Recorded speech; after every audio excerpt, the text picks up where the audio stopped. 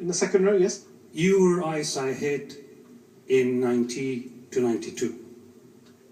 And you're leading the war in Afghanistan, and you're implementing the strategy, Kabul must be burned.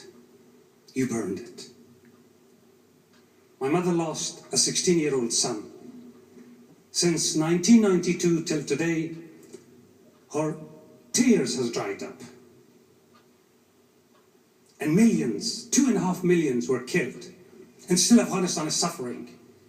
When it comes to personal issues, are you ready to condemn your actions and apologize? Make an apology to my mother and to people like me and millions of Afghans who you've killed.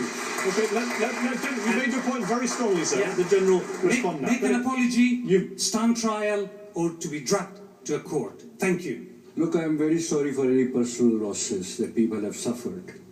That policy got the Soviet occupation vacated. As far as the destruction of Kabul is concerned, that took place after the Soviet withdrawal because of a particular civil war that took place, the power struggle that took place between the PDPA and subsequently the Mujahideen.